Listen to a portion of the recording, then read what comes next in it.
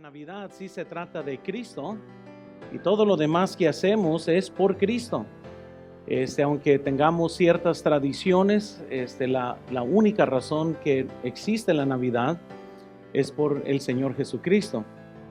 Dice la Biblia en Mateo capítulo 1, versículo 21 al 23, y dará a luz un hijo y llamará su nombre Jesús, porque él salvará a su pueblo de sus pecados.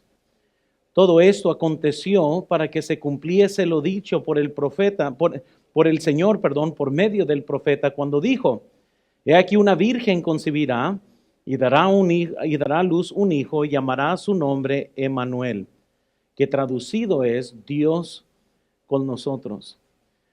En toda esta temporada de la Navidad hemos contemplado que Dios es más grande que todo el mundo. El enfoque ha sido de que Él es más grande que nuestro pecado, Él es más grande que nuestra falta de dirección. Hoy quisiera enfocar y ver esta verdad, que Dios es más grande que nuestra debilidad.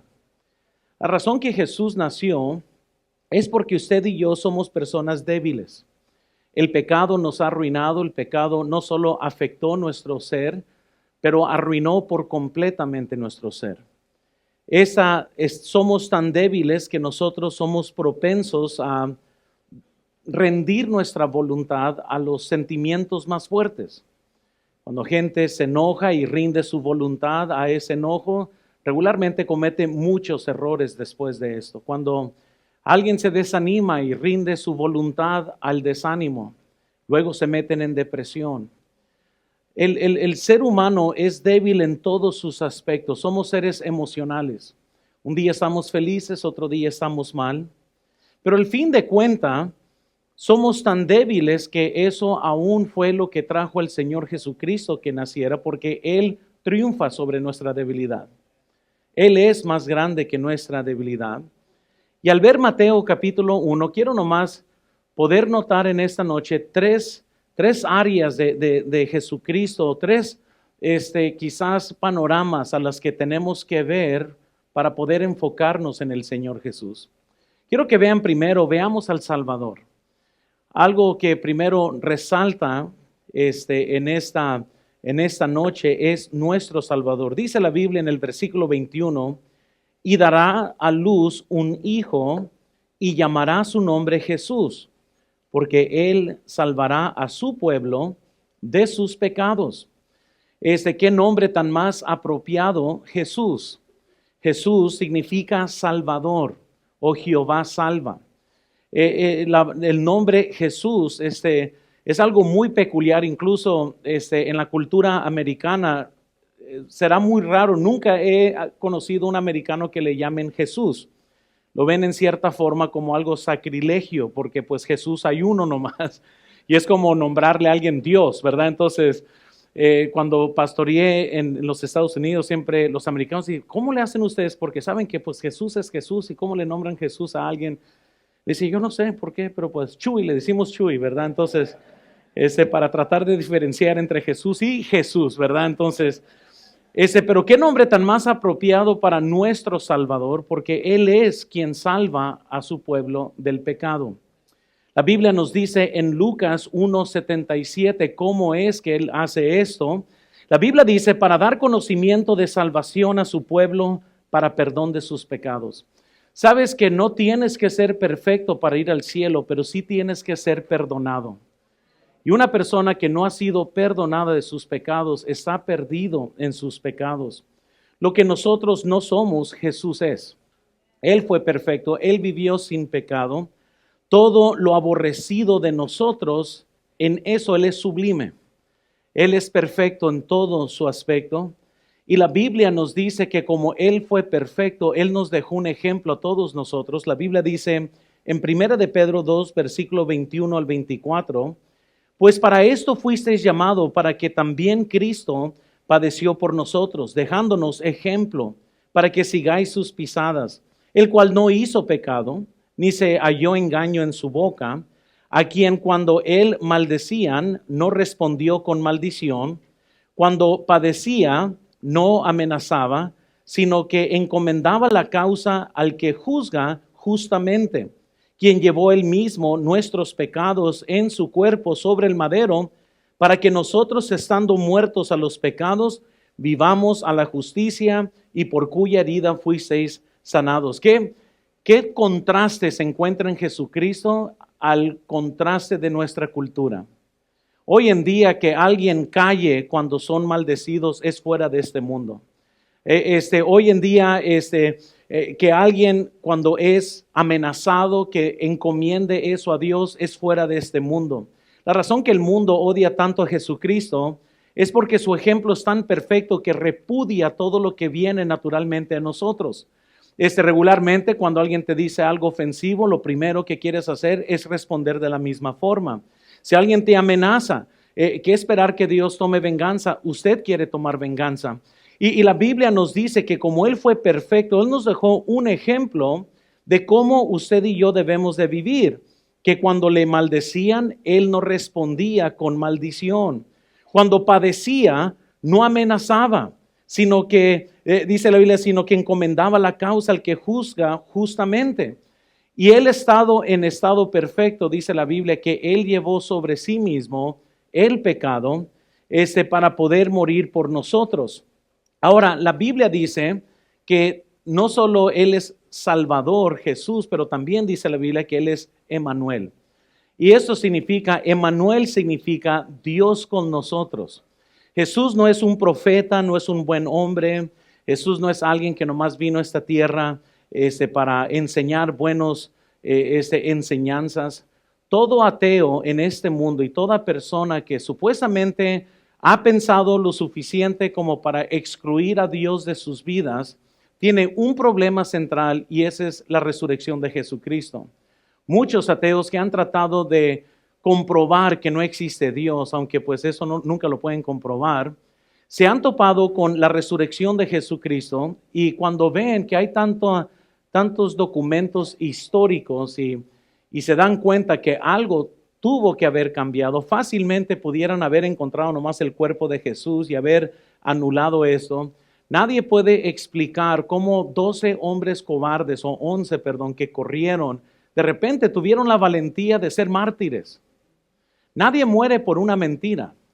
Y mientras que hoy el hombre, porque vive de tal forma que es vil ante los ojos de Dios, lo único que el hombre puede hacer es tratar de razonar de por qué Dios no existe, para poder cargar con la congoja de su pecado y para poder cargar con la doblez de la inmoralidad o aquel pecado que no quiere dejar ir. Porque tarde o temprano, o el pecado cambia a la persona, o la persona comienza a excluir el pecado de su vida. Pero es muy raro ver a alguien que pueda convivir con las dos cosas porque su conciencia no lo permite. Entonces, ¿qué hacen personas? Personas se endurecen, tratan de inventar razones de ahora por qué Dios no existe, y pues regularmente lo hacen para poder excluir a Dios de su vida. Pero Jesús, hermanos, Él es Salvador. Jesús es Dios con nosotros. La Biblia dice, Juan 1:1, en el principio era el Verbo, hablando de Jesús, y el Verbo era con Dios, y el Verbo era Dios. En Colosenses 2:9 la Biblia nos dice, porque en Él habitaba corporalmente toda la plenitud de la deidad. Y hoy, mientras que enfocamos en Jesucristo, podemos ver, que Él es el Salvador, Él es Dios hecho carne. Ahora quiero también que podamos ver otra área aquí de nuestro contexto, y podemos ver, quiero que veamos la salvación. No solo vemos al Salvador, pero hoy vemos a la salvación que Él provee. La Biblia dice en el versículo 21, y dará a luz un hijo y llamará su nombre Jesús, porque Él salvará a su pueblo de sus pecados. Qué maravilloso es que Jesús ofrece salvación no solo al judío, Él ofrece salvación a todos quienes lo quieran. La Biblia dice en Hebreos 10:12, pero Cristo, habiendo ofrecido una vez para siempre un solo sacrificio por los pecados, se ha sentado a la diestra de Dios. En Colosenses 2:13 la Biblia nos dice, y a vosotros, estando muertos en pecados y en las incircuncisión de vuestra carne, os os dio vida juntamente con Él, vean, perdonándoos todos los pecados. Les vuelvo a recordar que si usted quiere ir al cielo, no será necesario ni venir a esta iglesia, no será necesario pertenecer a una religión, pero sí será necesario que sus pecados sean perdonados. La razón que la Navidad debe de ser algo muy sagrado para el cristiano es porque el plan de redención inició cuando Jesús nació. Ahora vemos el plan de redención de Jesús desde la creación del mundo, desde Génesis. Vemos la primera promesa de que un día vendría el Salvador. Pero cuando Jesús nace en la tierra, ahora sí, ya el tiempo estaba contando antes que Jesús, como el Cordero de Dios, pudiera tomar el pecado del mundo y poder ofrecer a todo mundo quienes quieran ir al cielo el perdón de sus pecados. La Biblia nos dice cómo es que podemos obtener esto en Romanos 10, versículo 9 al 10. La Biblia nos dice que si confesares con tu boca que Jesús es el Señor y creyeres en tu corazón que Dios le levantó de los muertos, serás salvo. Porque con el corazón se cree para justicia, pero con la boca se confiesa para salvación. Si usted quiere la salvación, es muy sencillo. Tienes que ir a Cristo. Él es el único que puede salvarte. Él es el único que murió por tus pecados y Él es el único que puede perdonar tus pecados. Pero la única condición es de que te arrepientas por tu pecado. Hay muchos que aman su pecado. Y la verdad es que es muy difícil amar a Dios y amar al pecado. Incluso la Biblia dice que esto es imposible. Muchos quienes dicen que son salvos y aman el pecado, regularmente dan testimonio de que no son salvos o que no tienen la salvación. Porque Primera de Juan nos dice que estas dos cosas simplemente no pueden coexistir. Cuando nosotros entonces contemplamos al Salvador y cuando nosotros contemplamos la salvación, podemos contemplar otra área también. Y quiero que vean tercero, ahora vemos a los salvos. La Biblia habla de aquellos que iban a ser salvos. Y la Biblia nos dice en el versículo 21, y dará a luz un hijo y llamará su nombre Jesús, porque él salvará a su pueblo de sus pecados. Qué bendición es que para aquellos que llegan a Jesucristo se transforman en el pueblo de Dios. Si usted es un hijo de Dios, Dios te salvó no para hacerte igual que el mundo. Dios te salvó para hacerte una persona muy peligrosa en la faz de esta tierra. Porque cuando tú vives en la luz del Evangelio, eres peligroso, eres odioso ante muchos. La Biblia nos dice que este mundo odia la luz. Por eso, como cristianos, no tenemos ni que buscar pleito, nomás vive bajo los valores bíblicos, nomás vive. Y alguien no te va a querer. No tienes ni que decir nada, ni que buscar pleito, vive como la Biblia te pide que vivas, y aquellos que viven en la oscuridad van a repudiar tu vida. En esta noche, cuando vayan y celebren la Navidad, el hecho que usted no va a tomar, gente se va a ofender con eso. No tienes ni que decir, y tú no debes de tomar. Nomás di, no tomo porque soy cristiano. Y usted va a notar que nomás al decir eso, el mundo se enoja.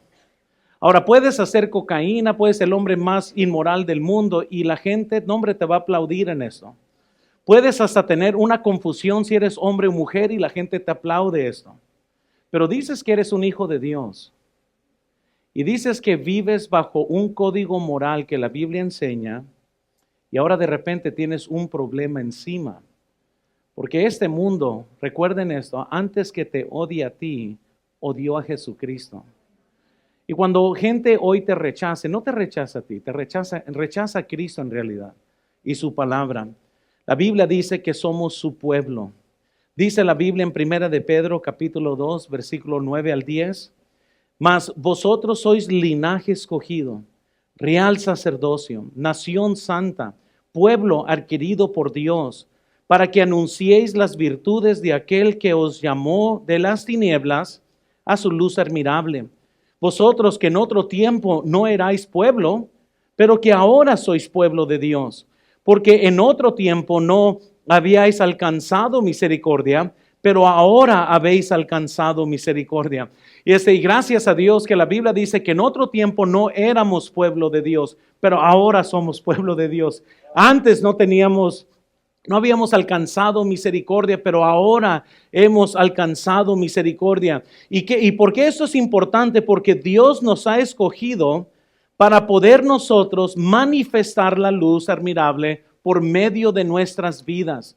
Hermanos, les quiero exhortar en esta noche, celebre la Navidad, pase buen tiempo con su familia, tome muchas fotos, pero nunca se le olvide que si usted es un cristiano, si usted es un hijo de Dios, es pueblo de Dios. Brille como pueblo de Dios, exalte el nombre de su Señor. Él no se avergonzó por morir por usted. Él vino y nació para que nosotros fuéramos pueblo adquirido por Dios para poder anunciar sus virtudes todos los días de nuestras vidas. La bendición, hermanos, de la Navidad es que sí es una razón para poder reunirnos como familia. Es un buen motivo para poder cantar himnos como lo hemos hecho en esta noche. Pero qué temporada tan más importante para exaltar el nombre de Jesús, porque de eso se trata. Si sus hijos lo único que pueden hablar de la Navidad es sus regalos, falló en enseñarle de Cristo. Porque es nuestro trabajo como padres enseñarle a nuestros hijos de qué se trata la Navidad.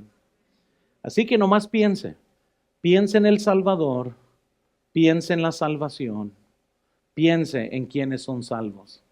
Y si usted ha venido el día de hoy y no tienes la certeza de tu salvación, querido amigo, querida amiga, la razón que Cristo nació fue para salvarte.